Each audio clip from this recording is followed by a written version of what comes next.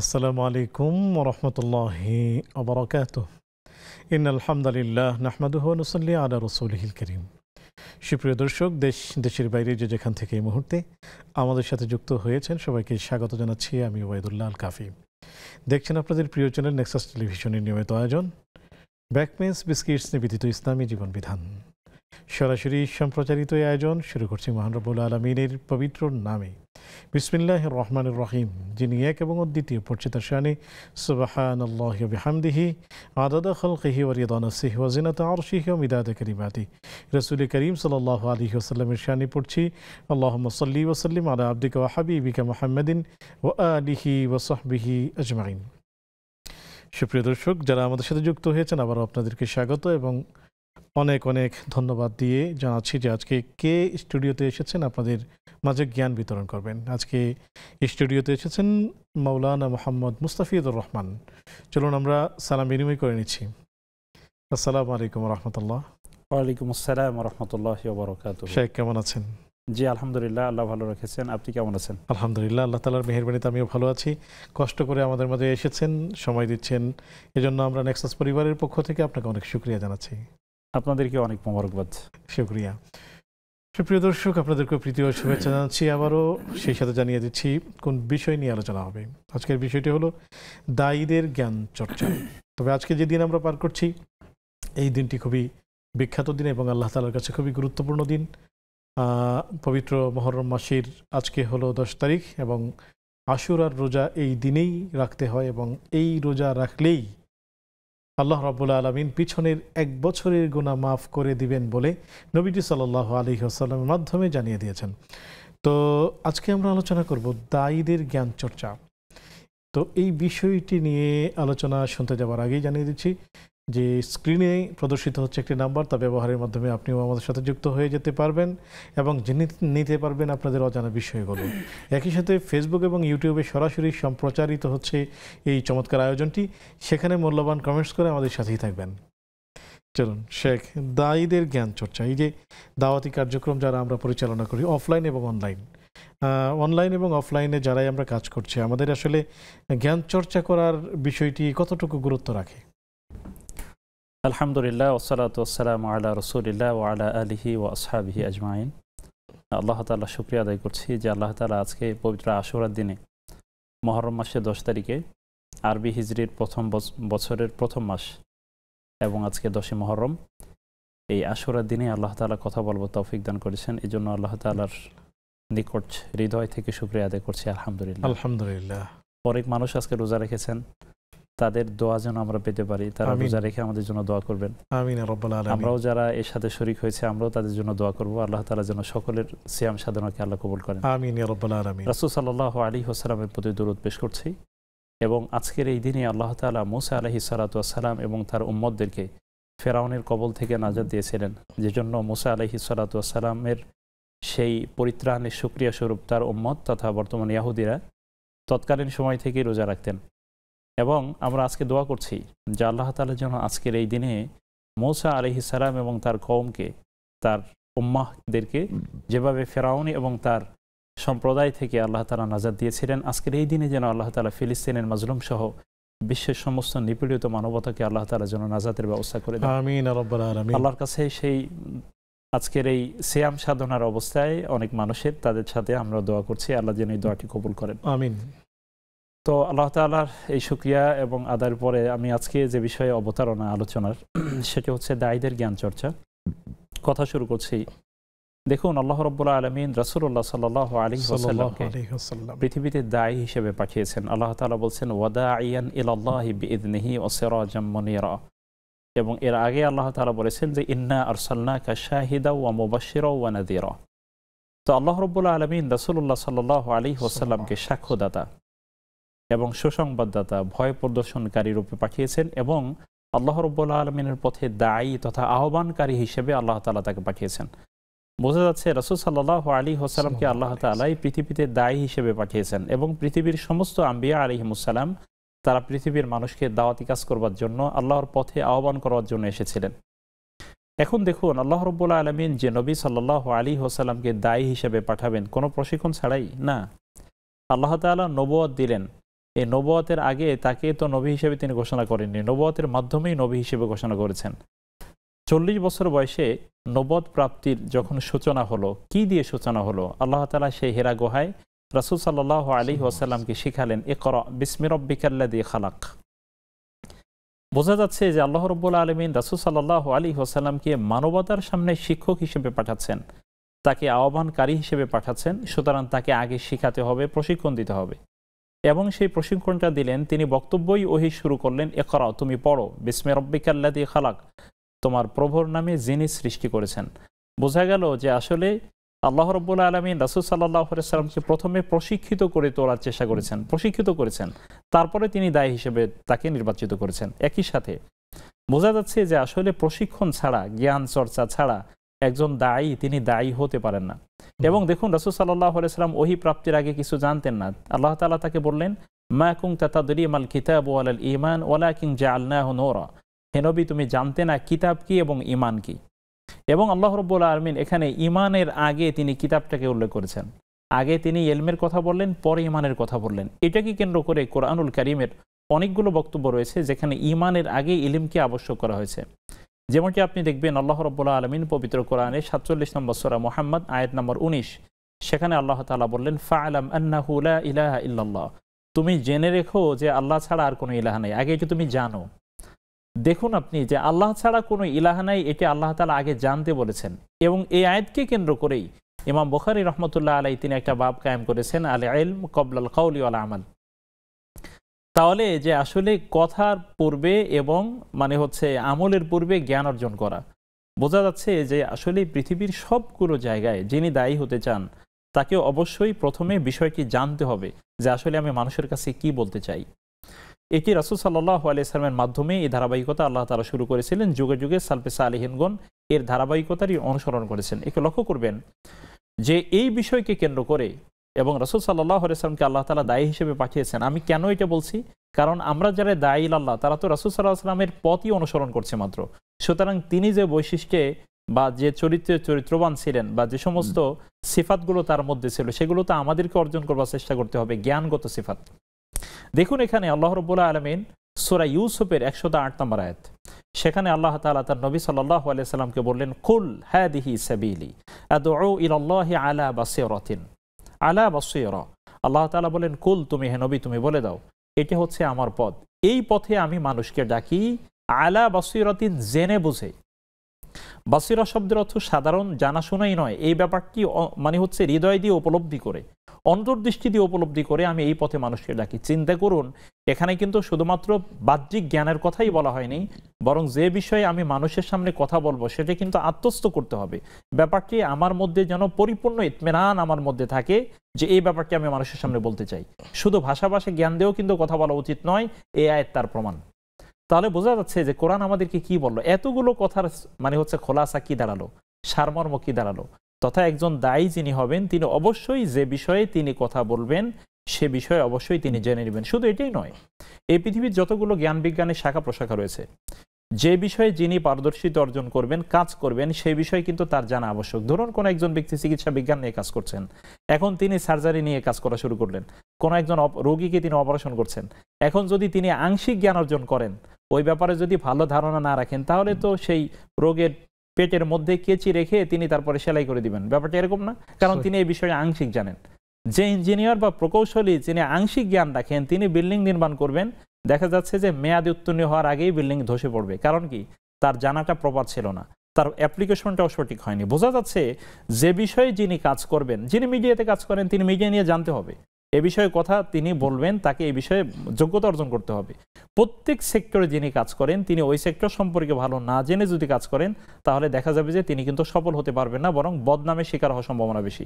সেই জন্য কোন একজন ব্যক্তি যিনি দায়ী আল্লাহ হবেন, তিনি অবশ্যই ওই বিষয়ে পারদর্শিতা অর্জন করে যথাসম্ভব তারপরে তিনি সেখানে কথা বলবেন। তারপর দেখুন, এই নিয়ে আমি আর কয়েকটা বিষয়ে দৃষ্টি আকর্ষণে পেশ করছি।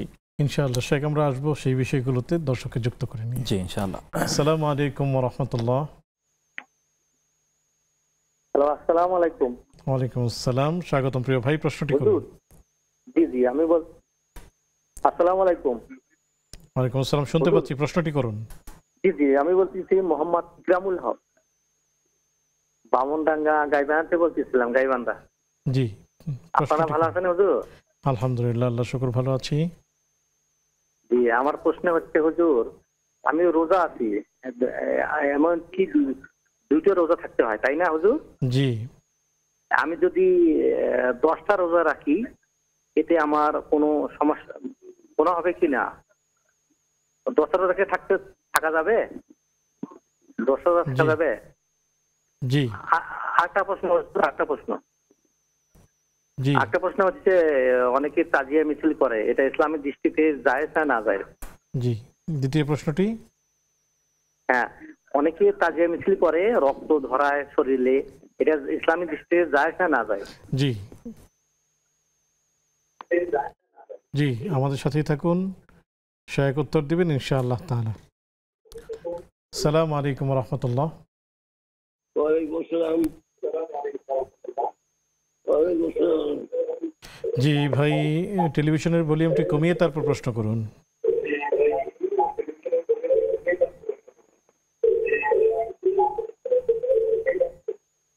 জি, প্রশ্নটি করুন।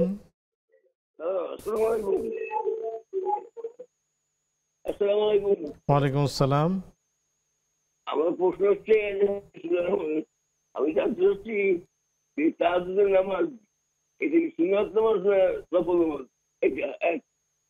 2 নম্বর, যদি কেউ মানে ঈশার নামাজের পরে নামাজ পড়ে, তাহাজ্জুদ নামাজ পড়ার পরে নামাজ পড়া লাগবে? এই দুটো প্রশ্ন। আর 3 নম্বর প্রশ্ন হচ্ছে যে যেমন আমরা উজু করে নামাজ পড়ি, জি কেউ ওজনে যদি উজু না করে কেউ এমন করে, তাহলে কি তার এই নামাজ পড়া লাগবে? তাই পড়া লাগবে? এই 3টে প্রশ্ন আমি জি আমাদের সাথেই থাকুন, শায়েখ উত্তর দিবেন ইনশাআল্লাহ তাআলা। শেখ বেশ কিছু বিষয়ে দৃষ্টি আকর্ষণ করছিলেন, আমরা সেগুলোই ফিরছি। তো আলহামদুলিল্লাহ, তো আমরা এই বিষয়টি উল্লেখ করতে চাচ্ছিলাম যে দায়ী আল্লাহ যিনি হবেন তার জ্ঞান চর্চা লেভেলটা কেমন হওয়া দরকার। আমরা রাসূল সাল্লাল্লাহু আলাইহি সাল্লাম সম্পর্কে জানলাম, কোরআনের দৃষ্টিকোণগুলো জানলাম। আমরা একটু পরবর্তী সময়ের বিষয়গুলো একটু জেনে রাখি যে আসলে যারা যুগে যুগে মনীষী ছিলেন, যারা দায়ী হয়েছেন, মানুষের সামনে কথা বলেছেন, তাদের জ্ঞান অর্জনের মাত্রাটা কেমন ছিল, তারা কেমন তাদের প্রেরণা ছিল জ্ঞান অর্জন করবার জন্য। আমি দু একটি দৃষ্টান্ত দিচ্ছি। পৃথিবীতে প্রথম হাদিস সংকলন করেন ইবনে শিহাব জুহরি, মোহাম্মদ ইবনে শিহাব জুহরি রাহিমাহুল্লাহ তাআলা।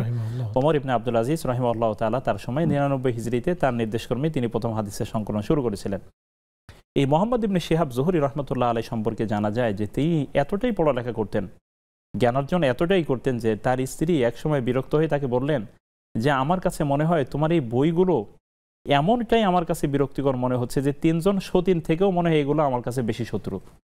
কারণ হচ্ছে সারাক্ষণ তোমাকে এ নিয়ে শুধু ব্যস্ত রাখে, তুমি তো সময় আমাদেরকে ঠিক মতন দিতে পারো না।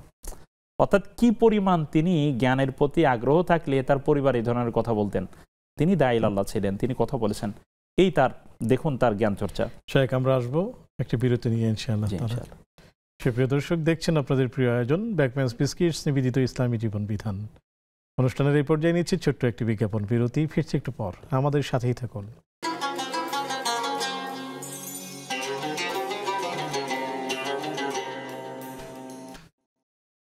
আসসালামু আলাইকুম রহমতুল্লাহি ওয়া বারাকাতুহু। সুপ্রিয় দর্শক, বিরতির পর সাদর আমন্ত্রণ জানাচ্ছি আপনাদের প্রিয় আয়োজন ব্যাকম্যানস বিস্কিটস নিবেদিত ইসলামী জীবন বিধানে। আলোচনা করছেন মাওলানা মুস্তাফিজুর রহমান, সাথে আছে আমি ওবায়দুল্লাহ আল কাফি। চলুন আলোচনা শুনতে শেখের কাছেই যাচ্ছি। শেখ বলছিলেন, তো আমরা যেমনটি বললাম যে পূর্ববর্তী মনীষীগণ কিভাবে এই জ্ঞানের প্রতি আগ্রহ তাদের ছিল এবং তারা কোনো একটা বিষয়ে মানুষের সামনে কথা বলবার জন্য, মানুষকে আল্লাহর দ্বীনের দিকে আহ্বান করবার জন্য নিজেরা কতটা পরিপক্কতা অর্জন করেছিলেন। ওমর রাদিয়াল্লাহু তাআলা আনহুর একটা বক্তব্য আছে, সেটা হচ্ছে যে তোমরা নেতৃত্ব দেওয়ার আগে জ্ঞান অর্জন করে নাও। এখন এই আল ইলমু লিল কিয়াদা, ইলমটা হচ্ছে নেতৃত্বের জন্য। সে যে ময়দানেই কাজ করে সেই ময়দানে তিনি নেতৃত্ব দিবেন, ইলমের ময়দানে তিনি নেতৃত্ব দিবেন, জ্ঞানের জগতে তিনি কথা বলবেন, নেতৃত্ব দিবেন। সুতরাং সেটা যদি তুমি অর্জন করতে হয় তাহলে তাফাক্কাহু ক্বাবলা আন তুসাওয়াদু, এরকম একটা বক্তব্য রয়েছে যে মানুষের নেতৃত্ব দেওয়ার আগে তুমি বিষয়টা জেনে নাও যে মানুষের সামনে কি বিষয়ে তুমি নেতৃত্ব দিচ্ছ। তাহলে বোঝা যাচ্ছে এই কথাগুলো কত গুরুত্বপূর্ণ। দেখুন যে তিনি দায়ী আল্লাহ হবেন, তিনি মানুষকে আহ্বান করছেন আল্লাহর দিকে, তাহলে তার জানাশোনার মাত্রাটা কেমন হওয়া উচিত, অন্তত যে বিষয়ে কথা বলতে চান সে বিষয়ে। যেমন আমরা একটা উদাহরণ দিচ্ছিলাম যে ইবনে শিহাব জুহরি রহমতুল্লাহ আলাইহি থেকে। তারপর দেখুন যে আব্দুল্লাহ ইবনুল মুবারক রহিমাহুল্লাহ তাআলা, তিনি তার সম্পর্কে আমরা জানি যে তাকে বলা হতো, হে ইয়া আব্দুর রহমান, হে আবু আব্দুর রহমান, তুমি দেখি যে তুমি আমাদের সাথে নামাজ আদায় করো, আমাদের সাথে থাকো, কিন্তু নামাজ শেষ করার পরে তোমাকে আমরা পাই না কেন? তিনি তখন বললেন যে তোমাদের সাথে নামাজ শেষ করবার পরে আমি আল্লাহ রসুল এবং তার সাহাবী তাবেঈদের সাথে কথাবার্তা বলি, রাসূলের সাথী সাহাবী এবং তাবেঈ যারা, তাদের সাথে কথা বলি। বললেন এটা কিভাবে সম্ভব, তাদেরকে তুমি কিভাবে পেলে, কোথায় পেলে? তিনি বললেন যে তাদের সাথে থাকি, এর মানে হলো তাদের জীবনী পড়ি, তাদের বই পুস্তক পড়ি, জ্ঞান অর্জন করি। এর মানে হলো এই সময়গুলো আমি সেখানে কাটাই। এর কারণ হলো তোমাদের সাথে থাকলে তো মানুষের দোষ চর্চা করা হবে শুধুমাত্র, এই জন্য ওই সময়গুলো আমি তাদের সাথে কাটাই।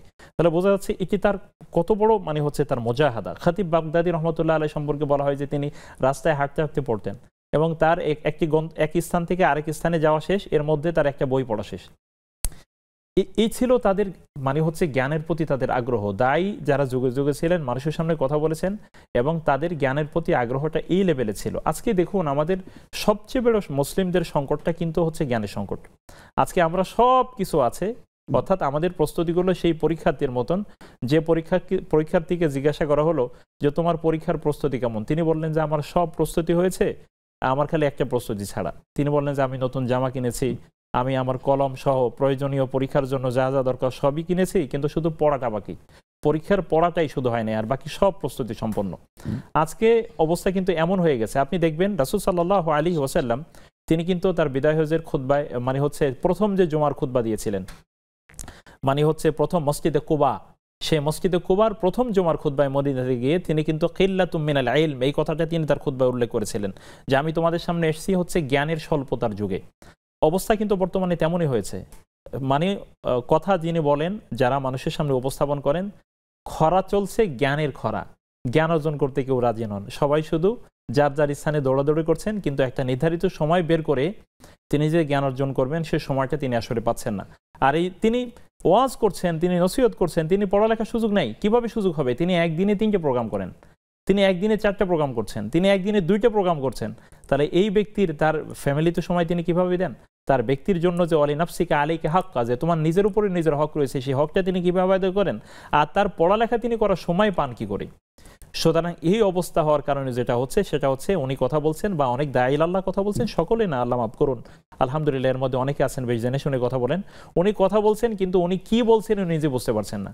তাহলে এই জন্য আমি মনে করি যে দায়ী আল্লাহ যারা, তারা অত্যন্ত একদম সংবেদনশীল একটা জায়গায় তারা অবস্থান করেন। হাজার হাজার মানুষ তাদের কথাগুলো শোনেন, কথা শুনে তারা অনুসরণ করবার চেষ্টা করেন। সুতরাং তার একটি কথা কি পরিমাণ মানুষকে প্রভাবিত করে সেটা লক্ষ্য রাখতে হবে। এবং দাওয়াত একটি সদাকায়ে জারিয়া। রাসূল মাকবুল সাল্লাল্লাহু আলাইহি ওয়াসাল্লাম কি বলেছেন? মান দাআ ইলা হুদা কানা লাহু মিনাল আজরি মিসলু উজুরি মান তাবিআহু লা ইয়ানকুসু যালিকা মিন উজুরিহিম শাইআ। তিনি তো বললেন যে কোনো ব্যক্তি যদি কাউকে আহ্বান করে হেদায়েতের দিকে, তার প্রতিদান তেমনই রয়েছে, তার অনুসরণ যিনি করবেন আর এই কথাগুলো শুনে তারও সেই একই প্রতিদান রয়েছে। তাহলে এই পরিমাণ প্রতিদান, বিপরীত কথাও কিন্তু আছে, অমান দাআ ইলা দালালাতিন। এখন কোনো ব্যক্তি যদি না জেনে কথা বলেন, তিনি তাহলে তো সঠিক পথ দিতে পারবেন না তাকে, বরং যিনি কথা শুনবেন তিনি অর্ধেক বুঝবেন। অর্ধেক বোঝার পরিণতি হলো সবসময় সমস্যা। একটি জ্ঞানের যতগুলো শাখা আছে প্রত্যেকটি শাখায় অর্ধেক জানাশোনা সে তিনি ক্ষতিকর, অল্প বিদ্যা ভয়ঙ্করী, সেজন্য বলা হয়। সেজন্য আমরা বলবো দায়ী আল্লাহ যারা হবেন তারা অবশ্যই মেপে ঝুপে কোনো একটা বিষয় জেনে শুনে কথা বলবেন। এখন একটা বিষয় আমাদের সম্মানিত দর্শক শ্রোতাদের সামনে বলা দরকার, সেটি হচ্ছে যে একজন দায়ী তিনি কি একবারে মহাপণ্ডিত হয়ে যাবেন? তিনি একদম জানতে জানতে জীবন শেষ করে ফেলবেন? ব্যাপারটি তেমন না। এই বিষয়টি জানবো ইনশাআল্লাহ, দর্শককে যুক্ত করি। জি, আসসালামু আলাইকুম ওয়া রাহমাতুল্লাহ। জি, আসসালামু আলাইকুম। ওয়ালাইকুম আসসালাম। জি, কে আছেন আমাদের সাথে? জি, আমি আবুল হোসেন বলছিলাম। স্বাগতম প্রিয় ভাই, প্রশ্নটি করুন। জি, আমার 2টা প্রশ্ন। একটা প্রশ্ন হচ্ছে যে আমাদের মসজিদের আমাদের পাশে রাখি মসজিদে মেম্বারটা হচ্ছে পাকা, তো এটা পাকাটা কতটুকু শরীয়ত মোতাবেক সেটা একটু যদি বলতেন প্রশ্নটা ভালোভাবে বুঝিয়ে। আরেকটা বিষয় হচ্ছে যে আমরা মসজিদ রমজান মাসে ঠিক সময় আজান হয়, এখন এখন যে মহরম কিংবা অন্য অন্য যে রোজা সিয়ামগুলো আমরা রাখি, এই সিয়ামের তো 5 থেকে 6 মিনিট পরে আজান দেয়। তো এইটা কতটুকু শরীয়ত সম্পূর্ণ, এটা যদি একটু বুঝিয়ে বলতেন। জি প্রিয় ভাই, আমাদের সাথেই থাকুন। শায়েখ এর মাধ্যমে আমরা এই বিষয়গুলো আপনাদেরকে জানাবো। জি শায়েখ বলছিলেন। তো আলহামদুলিল্লাহ, আমরা বলতেছিলাম যে একজন দায়ী তাহলে কি এমন অবস্থা কিনা যে উনি শুধু সারা জীবন জেনেই থাকবেন, জানবেনই? ব্যাপারটি এরকম নয়। ব্যাপারটি হচ্ছে, আগে দায়ী আল্লাহ তিনি আমি আমার জন্য নসিহতগুলো করছি, শুধু এই নসিহতগুলো যারা শুনছেন তাদের জন্য না, এই নসিহতগুলো প্রথমে আমার জন্য, তারপরে অন্যদের জন্য। যে আমি আসলে দাওয়াতের কোন ক্ষেত্রে কাজ করতে চাই, ইলমের কোন স্তরে আমি কাজ করতে চাই, সেটি আমাকে সেই ফিল্ড তথা সেই ক্ষেত্রটা আমাকে আগে নির্বাচন করতে হবে। তো একজন দায়ী আল্লাহ তিনি তো সব বিষয়ে কথা বলবার প্রয়োজন নেই। তিনি কোন বিষয়ে মানুষের সামনে কথা বলতে চান? তিনি কি পারিবারিক ফ্যামিলি লাইফ নিয়ে কথা বলতে চান, নাকি তিনি শিশুদের নিয়ে কথা বলবেন, নাকি তিনি যুবক শ্রেণীদের নিয়ে কথা বলবেন, নাকি তার উদ্দেশ্য ছাত্রদের নিয়ে কথা বলা, নাকি একদম আম মানুষ যারা সাধারণ তাদের সামনে তিনি কথা বলবেন, নাকি তিনি শিক্ষিত শ্রেণীর সামনে কথা বলবেন, অথবা তিনি কি লেখালেখির মাধ্যমে দাওয়াতি কাজ করবেন? এটাও কিন্তু দাওয়াতি কাজ করার একটা মাধ্যম। এই জন্য উনি আগে যে বিষয়ে তিনি মানুষকে উৎসাহ দিতে চান বা যে বিষয়ে মানুষকে তিনি আহ্বান করতে চান, সেই বিষয়ে তাকে অবশ্যই স্বচ্ছ ধারণা তার রাখতে হবে, এবং এমন ধারণা তার অন্তত রাখা উচিত যে এই সংক্রান্ত কোনো ধকল যদি তার সামনে আসে বা এই সংক্রান্ত কোনো প্রশ্ন যদি তার সামনে আসে, সেগুলোর জন্য সুন্দর সদুত্তর তিনি দিতে পারেন। এবং এই ধরনের এই পথে এই কথা বলতে গিয়ে যত চ্যালেঞ্জ আসবে, তিনি যেন জ্ঞান ভিত্তিক এই চ্যালেঞ্জকে তিনি মোকাবেলা করবার মতন সামর্থ্য রাখেন, সাহস রাখেন। এখানে তার ভুল ত্রুটি হয়ে যাওয়াই স্বাভাবিক, কোনো একজন দায়ীর ভুল হওয়াটা অস্বাভাবিক নয়। কিন্তু কথা হলো যে অন্তত পক্ষে তার নিজের উপরে একটা আত্মনির্ভরশীলতা, নিজের উপর আত্মবিশ্বাস এমন মজবুত স্তরে থাকা দরকার যেন তিনি ওই বিষয়ে পারদর্শিতা অর্জন করে তারপরে তিনি মানুষের সামনে কথা বলতে পারেন। এরকম যদি তিনি প্রস্তুতি নিতে পারেন একজন দায়ী আল্লাহ, তাহলে আশা করা যায় যে তিনি যে বিষয়ে কথা বলবেন মানুষ তার থেকে ইলমি উপকার নিতে পারবে। এবং দেখুন যে বলা হয়েছে যে আল কালিমাতুল হিকমাতু দাল্লাতুল হাকিম ফাহাইসু ওয়াজাদাহা ফাহু আহাক্কু বিহা, যে আসলে জ্ঞান নির্ভর কথা, জ্ঞান ভিত্তিক কথা, এটা হচ্ছে জ্ঞানীদের হারানো সম্পদ। সুতরাং যে যেখানেই সেটা পাবে সেখানে রপ্ত করে নেবে। এই হাদিসের উপরে দায়ীদের কাজ করা, এই হাদিসের উপরে আমল করা অত্যন্ত প্রয়োজন। কোথাও আমি গেলাম, সেখানে নতুন কোনো তথ্য পেলাম, যেহেতু এই বিষয়ে আমাকে কথা বলতে হবে অথবা নিজের জন্য এটা জানা দরকার, তাহলে তার ভিতরে সেই মানে হচ্ছে বিশ্বজোড়া পাঠশালা মোর সবার আমি ছাত্র, নানাভাবে নতুন জিনিস শিখছে যে ছাত্র। তো এই জন্য এই পৃথিবীর সবগুলো জায়গায় তার যে শেখার ব্যাপার আছে, এরকম একটা মানসিকতা তার মধ্যে রাখতে হবে। এখানে আরেকটা ব্যাপার আমাদের আমরা দর্শককে যুক্ত করব। চমৎকার কবিতাটি বলেছেন যে বিশ্বজোড়া পাঠশালা মোর সবার আমি ছাত্র, জ্ঞান বিজ্ঞানের নানান জিনিস শিখছি দিবারাত্র। শুকরিয়া। আসসালামু আলাইকুম রহমতুল্লাহ। জি জি, স্বাগতম, প্রশ্নটি করুন। আমি রোজা থাকলে প্রচুর থুতু উঠে, থুতু গিললে রোজার সমস্যা হবে না, কিন্তু আমার তো প্রচুর পরিমাণে জি, সমস্যাটি কি হয়? না, রোজা থাকলে প্রচুর পরিমাণে মুখে থুতু উঠে, থুতু উঠলে গিলে ফেললে রোজা সমস্যা হবে না, কিন্তু আমার তো প্রচুর পরিমাণে থুতু উঠে, গিললে রোজার সমস্যা হবে? জি জি, প্রিয় বোন আমাদের সাথেই থাকুন, শায়েখ উত্তর দিবেন ইনশাআল্লাহ তাআলা। সুপ্রিয় দর্শক, দেখছেন আপনাদের প্রিয় আয়োজন ব্যাকম্যানস বিস্কিটস নিবেদিত ইসলামী জীবন বিধান। সময় হলো আরও একটি বিজ্ঞাপন বিরতিতে যাবার, ফিরছি একটু পর, আমাদের সাথেই থাকুন।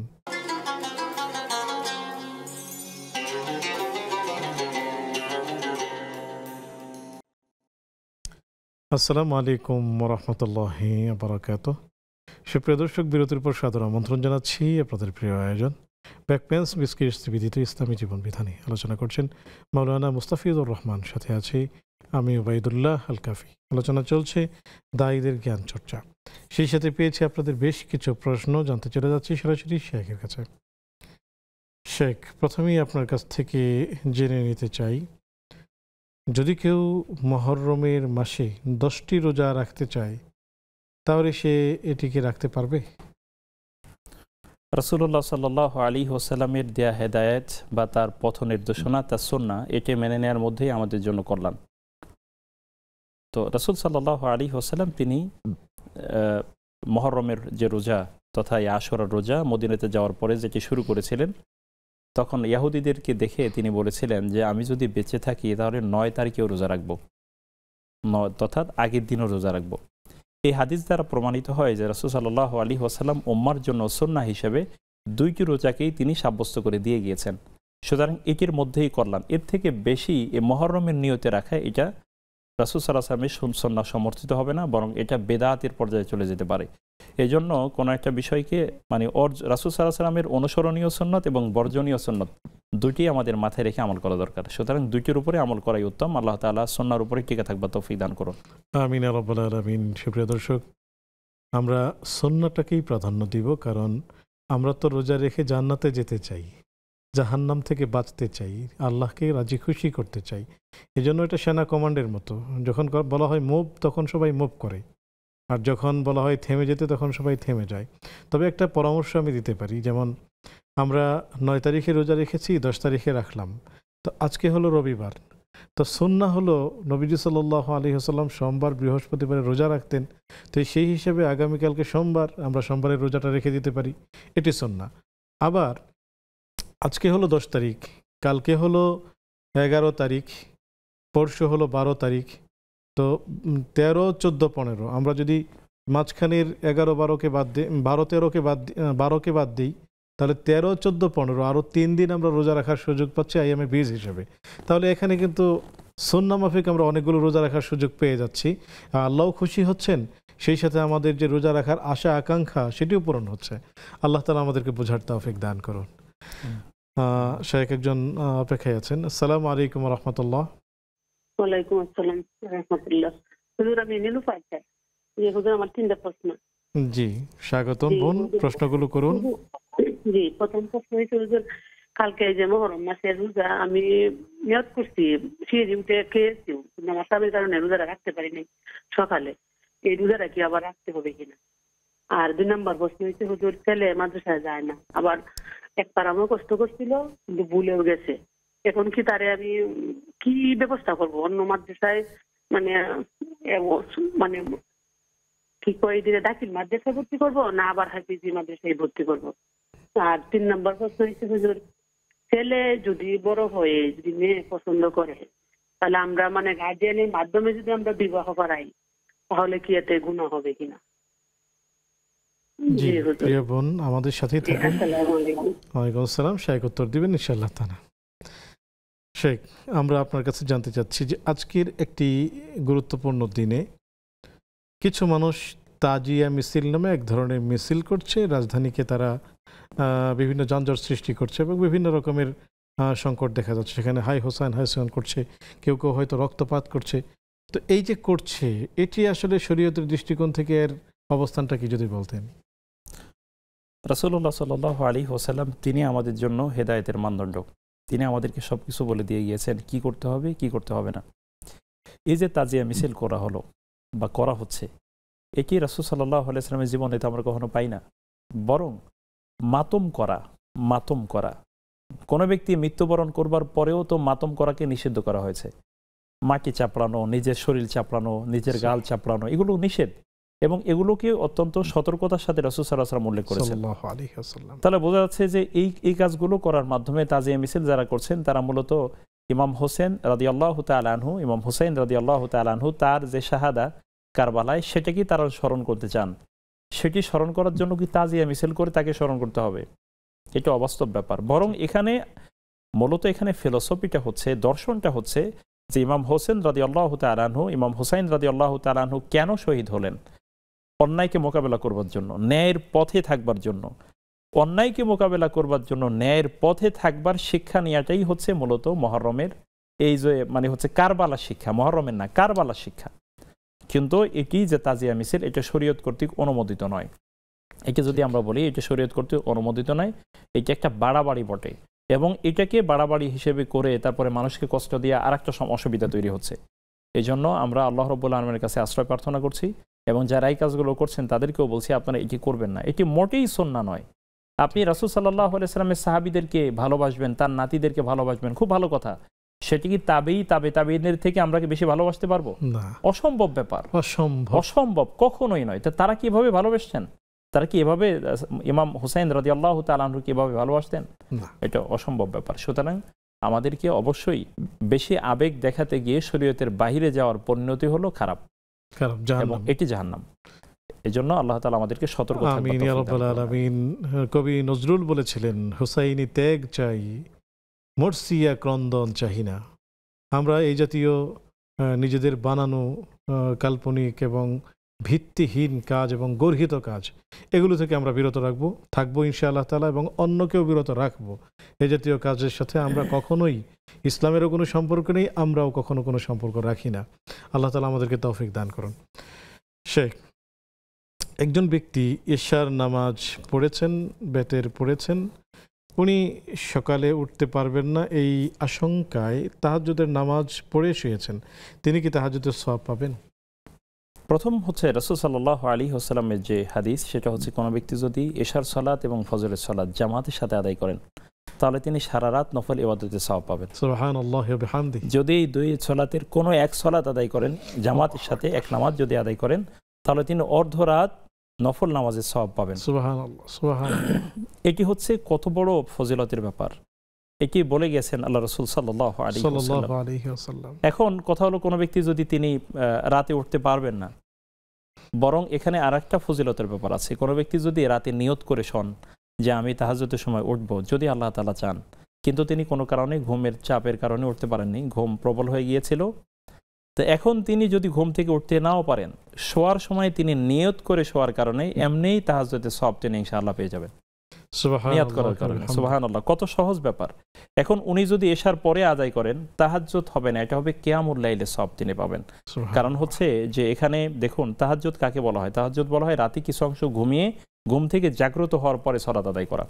আর রাতে যদি তিনি দাঁড়িয়ে সালাত আদায় করেন এশার পরে, সেটা কিয়ামুল লাইল হবে। সেটি রাতের নামাজ অত্যন্ত গুরুত্বপূর্ণ, এবং রাতের নামাজের ক্ষেত্রে কিন্তু রাসূল সাল্লাল্লাহু আলাইহি ওয়াসাল্লাম বলেছেন যে আমার এই উম্মতের সবচেয়ে সম্মানিত হলো আশরাফু উম্মতি হামালাতুল কোরআন ওয়া আসহাবুল লাইল, যে আমার উম্মতের সবচেয়ে হচ্ছে সম্মানিত হচ্ছেন তারা যারা কোরআনকে বহনকারী, যারা ইলমকে বহন করে এবং রাত জেগে ইবাদত করে। অথবা যেমনটি রাসূল সাল্লাল্লাহু আলাইহি ওয়াসাল্লাম বলেছেন, আও কামা ক্বালা আলাইহি সাল্লাতু ওয়াসসালাম, বোঝা যাচ্ছে যে উনি এই ব্যক্তি যদি তিনি এশার পরে কিছুটা সালাত আদায় করেন, কিয়ামুল লাইলের সওয়াব তিনি পেয়ে যাবেন, যেটি ফরজ নামাজের পরে সর্বোত্তম সালাত, রাতের সালাত ইনশাআল্লাহ তাআলা। জি, জাযাকুমুল্লাহু খাইরান। শেখ, তাহিয়াতুল ওযু, এই ব্যাপারে আপনি একটি প্রশ্ন শুনেছিলেন যে তাহিয়াতুল ওযু যদি সে সরাসরি সুন্নত নামাজ পড়ে, তাহলে কি তাহিয়াতুল ওযু পড়তে হবে কিনা?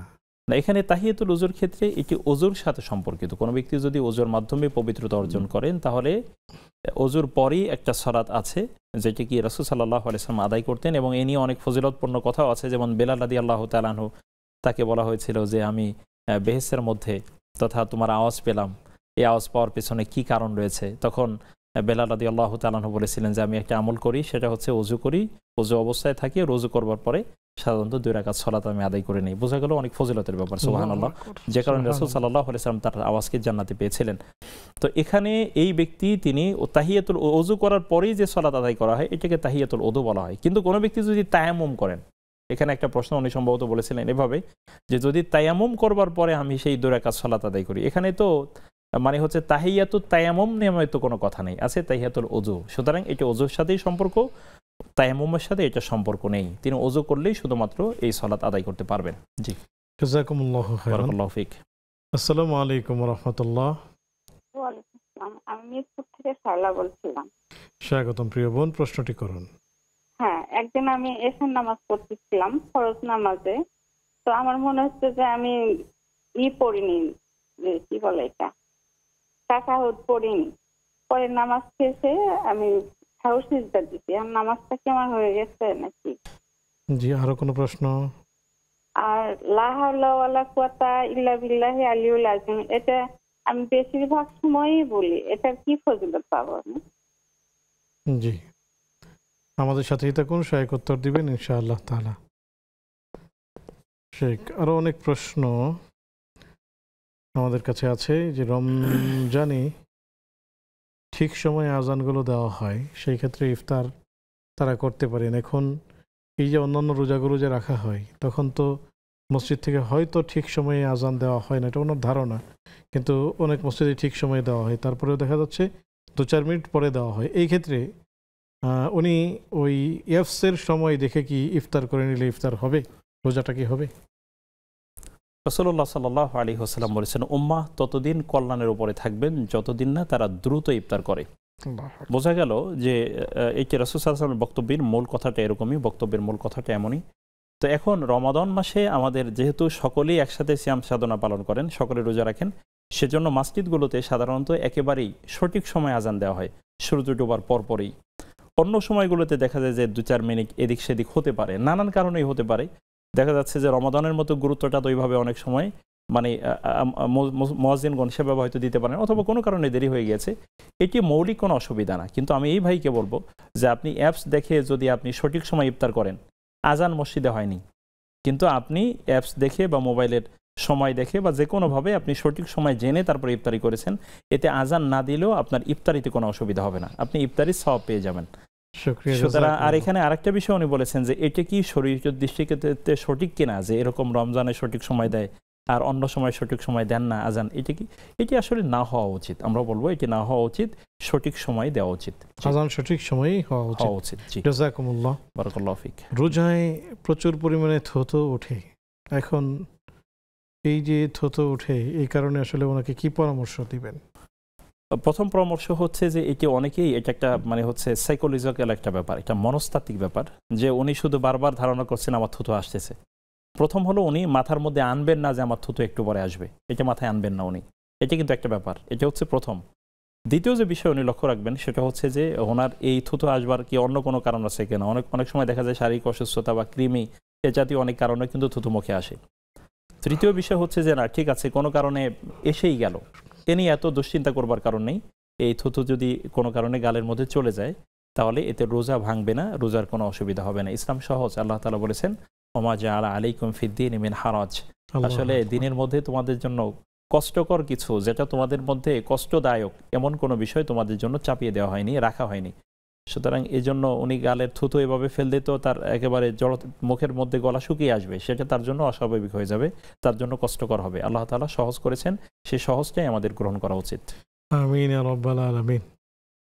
সুপ্রিয় দর্শক, দেখছেন আপনাদের প্রিয় আয়োজন ব্যাকমেন্স বিস্কিটস নিবেদিত ইসলামী জীবন বিধান। সময় হলো আরও একটি ছোট্ট বিরতিতে যাবার, ফিরছি একটু পর, আমাদের সাথেই থাকুন।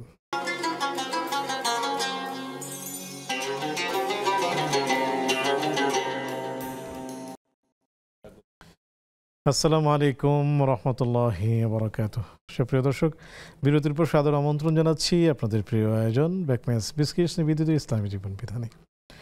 আলোচনা করছেন মাওলানা মুস্তাফিজুর রহমান, সাথে আছি আমি ওবায়দুল্লাহ আল কাফি। আলোচনা চলছে দায়ীদের জ্ঞান চর্চা, সেই সাথে পেয়েছি আপনাদের বেশ কিছু প্রশ্ন। বাকি প্রশ্নগুলোর উত্তর জানতে শেখের কাছেই চলে যাচ্ছি। শেখ, মুহররমের নিয়ত করে গত 9 তারিখে রোজা রেখেছিলেন, কিন্তু কোনো কারণে রোজাটি ভেঙে ফেলতে হয়েছে, সেটি কি কাজা করতে হবে কিনা? নফল সিয়ামের ক্ষেত্রে যদি তিনি রাখার পরে সেটা যদি কোনো কারণে ভেঙে ফেলেন, তাহলে সেটি পুনরায় রেখে ফেলা উচিত, পুনরায় তাকে রাখতে হবে। যদি না রাখেন সমস্যা নেই, মানে হচ্ছে যদি মোটেই না রাখতেন তাহলে অসুবিধা ছিল না, যেহেতু তিনি রাখার নিয়ত করে রেখেছিলেন, তারপরে কোনো কারণে ভেঙে ফেলা হয়েছে, ভেঙে ফেলা লেগেছে, সুতরাং এটিকে তাকে পূর্ণ করে নিতে হবে। জি, জাযাকুমুল্লাহু খাইরান। ছেলে মাদ্রাসায় পড়তো, এখন মাদ্রাসায় যেতে চায় না, কি পরামর্শ দিবেন? আল্লাহ তাআলার কাছে দোয়া করতে হবে তার জন্য, কারণ হচ্ছে মায়ের দোয়া সন্তানের জন্য এটা অভেদ্য এবং আল্লাহ তাআলা এটি কবুল করেন। এটা হচ্ছে প্রথম বিষয়। দ্বিতীয় হচ্ছে তার সম্মানিত শিক্ষক যারা আছেন তাদেরকে দিয়ে এই বাচ্চাকে কিছু মোটিভেশন করতে হবে, পরামর্শ দিতে হবে, যে আসলে তাকে বোঝানো, ছোট বাচ্চা কেন মাদ্রাসা যাচ্ছে না বা কেন প্রতিষ্ঠানে যায় না, সেটা অবশ্যই কোনো পরামর্শক দিয়ে তাকে পরামর্শ দেওয়া দরকার। অনেক সময় তাকে যদি পরামর্শ দেওয়া যায়, তাই ভয় দূর করে দেওয়া যায়। তিনি হয়তো ভয় পাচ্ছেন, বাচ্চা হয়তো ভয় পাচ্ছে যে ওখানে আমি এত পড়া কীভাবে পড়বো, অথবা মানসিক চাপে থাকে, এই জন্য তাকে চাপ মুক্ত রাখবার ক্ষেত্রে সহযোগিতা যদি করা যায়, তাকে উৎসাহ দেওয়া যায় এবং উদ্দীপনা দেওয়া যায়, তাহলে ইনশাআল্লাহ আল্লাহ তাআলা তাকে আবার পুনরায় আগের জায়গায় সুন্দর অবস্থায় ফিরে নিতে পারেন ইনশাআল্লাহ তাআলা। জি, ইনশাআল্লাহ তাআলা। তাহলে আমরা পরামর্শ পেয়ে গেলাম, এই বাচ্চাটির যারা শিক্ষক ছিলেন তাদের সাথে পরামর্শ করা। আমি শেখের সাথে আরেকটু যুক্ত করতে চাই যে আমরা কোরআনুল কারীম পড়ছি বা কোরআনুল কারীম নিজেদের ঘরে নিতে চাচ্ছি, সন্তানকে মানুষ করতে চাচ্ছি, তো হারামাইন শরীফাইনের ইমামকে প্রশ্ন করা হয়েছিল, বিশেষ করে ইয়াসির আদ-দোসারিকে প্রশ্ন করা হয়েছে যে কোরআন আমরা কিভাবে ইয়াদ করতে পারি। তখন তিনি বললেন যে আমি কি বলবো, এটা তো আমাদের আকাবিররাই বলে গিয়েছেন, যে আকাবিররা বলেছেন তুমি কোরআন মুখস্থ করতে চাইলে কোরআনকে ভালোবাসো, কোরআনকে ভালোবাসলে কোরআন খুব সহজেই তোমার ভেতরে ঢুকে যাবে। এটাই যদি হয়, তো আমি যে কোরআনকে ঢুকাতে চাচ্ছি, এই কোরআনের যতগুলো ওয়াসাইল আছে, মাধ্যম আছে, তাদেরকে খুব রেসপেক্ট করতে হবে, সম্মান দিতে হবে, যত্ন করতে হবে। আগের দিনগুলোতে গার্ডিয়ানরা সাধারণত ওলামা একরামকে এবং বাচ্চাদের শিক্ষকদেরকে বাসায় নিয়ে একটু যত্ন আত্তি করতো, আপ্যায়ন করতো এবং তাদের সাথে গভীর সম্পর্ক গড়ে তুলতো। তো সে কারণে ওই একটা ভালোবাসাপূর্ণ, শ্রদ্ধাপূর্ণ সম্পর্কের ভিত্তিতে দেখা যেত সন্তান অটোমেটিক্যালি তার ভিতরে সেই মহব্বত ঢুকে যাচ্ছে এবং সে খুব দ্রুত হাফেজ বা আলেম হয়ে যাচ্ছে। বর্তমান সময়ে আমরা মনে করি টাকা দিয়ে বাচ্চা পড়াচ্ছি, সম্পর্কটা কেমন যেন একটা বিজনেসের মতো হয়ে যাচ্ছে, যে কারণে আমাদের সন্তানগুলোর আমরা সন্তানের সামনেই আলেমদের সমালোচনা করছি এবং আলেমদেরকে যেই মহব্বত বা শ্রদ্ধা দেওয়ার কথা সেটা দিচ্ছে না। তো এগুলোও অনেক বড় কারণ সন্তান মানুষ না হওয়ার।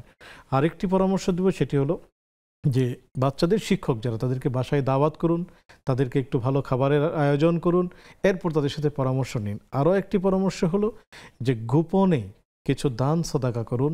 আল্লাহ তাআলার সাথে আপনার একটা গোপন সম্পর্ক গড়ে উঠুক, যে আল্লাহ আমি আমার বাচ্চাটাকে তোমার এই কোরআনুল কারীমের জ্ঞান, আমি চাই যে সে হাফেজ হোক, সে আলেম হোক, তোমার প্রতিনিধি হোক এই পৃথিবীতে।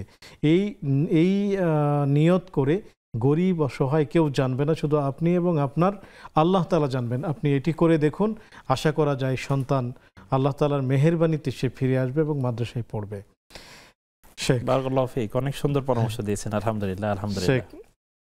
আমরা আমাদের উস্তাদদের কাছ থেকে শুনেছি যে এরকম কিছু হয় যে কারণে সন্তান, একটা ভালো সন্তান সারা সময় পড়ছে, মা বাবার গুনাহের কারণে আস্তে করে সরে পড়ে যায়।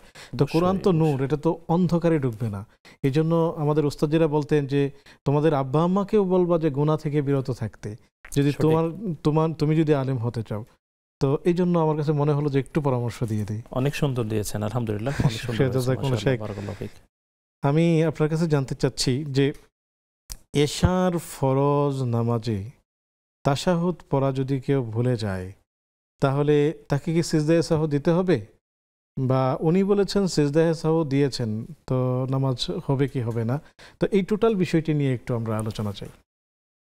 মূলত সিজদায়ে সাহু তথা মানে হচ্ছে ভুল কোনো ওয়াজিব যদি তরক করে, কোনো ওয়াজিব যদি বাদ পড়ে যায় কোনো কারণে, সেজন্যই কিন্তু সাহু সিজদা দিতে হয় বা ভুলের সাজদা দিতে হয় শেষের দিকে। তো এখন উনি তাশাহুদ পড়েননি অথবা তাশাহুদের সময় বসেননি, টোটালি 2 রাকাত সালাত শেষ করার পরে 2 রাকাত নামাজের পরে যে বসতে হয় সেটা বসেননি, উনি সাহু সিজদা দিয়ে দিয়েছেন, এতে নামাজ হয়ে যাবে। কারণ হচ্ছে তিনি যেটা বাদ করেছে, বাদ পড়ে গিয়েছিল 2 রাকাতের পরে বসতে হবে, এটা আবশ্যক। সুতরাং এই না বসতে পারার কারণে শেষে উনি সাহু সিজদা দিয়ে দিয়েছেন, এতে কোনো অসুবিধা নেই, তার সালাত হয়ে গিয়েছে। এর মাধ্যমে এই মাসালাও আমাদের কাছে পরিষ্কার থাকতে হবে যে আসলে সালাতে যে কোনো ওয়াজিব যদি কোনো কারণে বাদ পড়ে, এই যে ওয়াজিবগুলো আছে, ওয়াজিবগুলো যদি কোনো কারণে বাদ পড়ে অথবা ওয়াজিব যদি ভুল করা হয় ওয়াজিবে, সেক্ষেত্রে সাহু সিজদা আবশ্যক হয়ে যায়। তবে যদি কোনো ব্যক্তি জামাতের সাথে সালাত আদায় করেন, তিনি মুক্তাদি থাকা অবস্থায় যদি কোনো ওয়াজিব তারক করেন, তাহলে তাকে সাহু সিজদা দিতে হবে না, কারণ যেহেতু তিনি ইমাম সাহেবের অধীনে আছেন। জাযাকুমুল্লাহু খায়রান। বারাকাল্লাহু ফিক। শেখ, লা হাওলা ওয়ালা কুওয়াতা ইল্লা বিল্লাহ, এই দোয়াটির ফজিলত জানতে চেয়েছেন, যেটি তো আমরা পড়ি, এর ফজিলত কি? এখানে এ নিয়ে একটা হাদিস রয়েছে, যে এটি আমার এই মুহূর্তে হাদিসটা টেক্সট কানজুম মিন কুনুজিল জান্নাহ। বারাকাল্লাহু ফিক। আমি এটা মনে করতেছিলাম যে জান্নাতের একটা খাজানা, খাজানাগুলোর মধ্যে থেকে একটা খাজানা হচ্ছে লা হাওলা ওয়ালা কুওয়াতা ইল্লা বিল্লাহ। তো এটি পড়ার ভিতরে অবশ্যই ফজিলত আছে। এটি তিনি পড়লে আল্লাহ তাআলা তাকে সওয়াব দিবেন, তাকে মর্যাদা দিবেন। তাহলে কি পরিমাণ মর্যাদা দিবেন সেটা আমরা এই হাদিসের মাধ্যমে সেটাও জানতে পারি না, তবে এটা নিঃসন্দেহে বারাকাপূর্ণ। তিনি যেহেতু আমল করেন, যদি সওয়াবের নিয়তে করেন তাহলে এটা করতে পারেন, কোনো অসুবিধা নেই ইনশাআল্লাহ। জাযাকুমুল্লাহু খায়রান। শেখ, আমাদের হাতে অনলাইনেও বেশ কিছু প্রশ্ন এসেছে, আমরা যদি সেখানে যাই। শেখ, আমরা আলোচনা করছিলাম, আপনি খুব চমৎকার বলছিলেন যে দায়ীদের জ্ঞান চর্চা, এবং সেই ক্ষেত্রে খুব সুন্দর পরামর্শ দিয়েছেন। তো নবীজি সাল্লাল্লাহু আলাইহি ওয়াসাল্লাম তিনি বলেছেন, যদি কেউ না জেনে কোনো কথা বলে, ফাদাল্লু ওয়া আদাল্লু, মান আফতা বিগাইরি ইলমিন ফাউলজিমা ইয়াউমাল কিয়ামাতি বিলিজামি মিন নার। এই বিষয়ে যদি একটু বলতেন। এখানে রাসূলুল্লাহ সাল্লাল্লাহু আলাইহি ওয়াসাল্লাম তিনি কিয়ামতের আগে যে চিত্র পৃথিবীর মানুষের মধ্যে হবে এবং ইলমের আমানত যখন তুলে নেওয়া হবে, ইলমের যখন মানে জ্ঞানের যখন শূন্যতা তৈরি হবে, তখন এই অবস্থা হবে যে আসলে মানুষ ইত্তাখাযান নাস রুউসান জুহালা, মানুষগুলো আসলে নেতা হিসেবে গ্রহণ করবে তথা যাদেরকে তারা অনুসরণ করেন এমন মানুষ হিসেবে গ্রহণ করবে মূর্খদেরকে। যারা মূর্খ জানেন না তাদেরকে তারা মানে হচ্ছে নেতা হিসেবে গ্রহণ করবে, তাদেরকে অনুসরণের মানদণ্ড হিসেবে তাদেরকে গ্রহণ করবে এবং তাদেরকে প্রশ্ন করা হবে। এই প্রশ্নের জবাব তারা দিবেন কোনো জ্ঞান ছাড়া। তারপরে তারা নিজেরাও পথভ্রষ্ট হবেন, মানুষকেও পথভ্রষ্ট করবেন। চমৎকার একটি কথা। এবং দেখুন এখানে এই বিষয়টি খুব সুস্পষ্ট। আমি কি সব জানতে, আমি কি সব কিছু জানি? মোটেই না, আমরা কিছুই জানি না। আসলে আদতেই আমরা কিছুই জানি না। ইলমের যে ছোট্ট করে একটা বিষয় জানবো। আমাদের একজন সরকারি অনেক বড় একজন কর্মকর্তা জানতে চেয়েছেন ছোট্ট করে, মহিদুল ইসলাম সাহেব, তিনি হলেন এনবিআর এর কমিশনার রংপুর। তিনি জানতে চেয়েছেন যে এই যে আমরা মুসলমান অথচ আমরা আরবি জানি না এবং আমরা শিক্ষার প্রতি এতটা আগ্রহী না, আচ্ছা আমাদেরকে আসলে শিক্ষার প্রতি সর্বস্তরের জনগণকে আরবি শিক্ষার প্রতি একটু গুরুত্ব দেওয়া উচিত কিনা? চমৎকার কথা বলেছেন। আল্লাহ তাআলা তাকে উত্তম প্রতিদান দান করুন, তাকে হায়াতে তৈয়বা দান করুন। দোয়া করছি তার জন্য, যেহেতু উনি এতটুকু চিন্তা তিনি করেছেন। খুবই বাস্তব যে আমরা ইসলামকে অনুসরণ করি, ইসলামী জীবন দর্শন মেনে চলি, আর ইসলামী জীবন দর্শনের প্রায় সবগুলো বিষয়ই আরবির সাথে সম্পর্কিত। কোরআন হাদিস থেকে শুরু করে ইসলামের মৌলিক যত গ্রন্থ আছে প্রায় সবগুলোই জ্ঞানভিত্তিক গ্রন্থগুলো কিন্তু আরবি কেন্দ্রিক। সেজন্য আমরা যদি আসলে প্রকৃতার্থেই মুসলিমদের দাবি পূরণ করতে চাই, মুসলিম হিসেবে যদি আমার হক আদায় করতে চাই, আমি প্রকৃত মুসলিম হতে চাই, তাহলে অবশ্যই আমাকে আরবি চর্চার দিকে গুরুত্ব দিতে হবে। বরং আমি এটা দাবি করছি, আমি বর্তমান সরকারের কাছে দাবি করছি যে আমাদের শিক্ষা স্তরের স্কুল মাদ্রাসার প্রত্যেকটি স্তরে, অন্তত প্রাথমিক স্তর থেকে শুরু করে মৌলিক স্তরগুলোতে আরবি শিক্ষা বাধ্যতামূলক করা হোক। এটি দরকার। এটাই আমি দোয়া করছি, আল্লাহ তাআলা যেন বাস্তবায়ন করার তৌফিক দান করেন। এবং বিশেষত বর্তমান ধর্ম উপদেষ্টা উনি তো আলহামদুলিল্লাহ ভালো আলেম, তার মাধ্যমে তিনি যদি উদ্যোগ নেন তাহলে স্কুল মাদ্রাসা প্রত্যেকটি স্তরে, আজকে অভিভাবকরা সন্তানদের নিয়ে পাগল হয়ে যাচ্ছেন এবং নিয়ন্ত্রণহীন হয়ে যাচ্ছেন। এমন অবস্থা হচ্ছেন যে তারা আসলে কি করবেন হিতাহিত জ্ঞান হারিয়ে ফেলছেন। এই অবস্থা তৈরি হবে না বাচ্চার মাথায় যদি কোরআন হাদিসের জ্ঞান থাকে তথা আরবির জ্ঞান থাকে ইনশাআল্লাহ। আমিন রাব্বুল আলামিন। অনেক অনেক শুকরিয়া শেখ, জাযাকুমুল্লাহু খাইরান। বারাকাল্লাহু ফিকুম। আমিন। সুপ্রিয় দর্শক, আপনাদেরকে অনেক অনেক শুকরিয়া জানাচ্ছি। আজকের মতো বিদায় নিচ্ছি, আগামী পর্ব দেখার আমন্ত্রণ জানিয়ে সে পর্যন্ত ভালো থাকুন, সুস্থ থাকুন। আসসালামু আলাইকুম ওয়া রাহমাতুল্লাহি ওয়া বারাকাতুহু।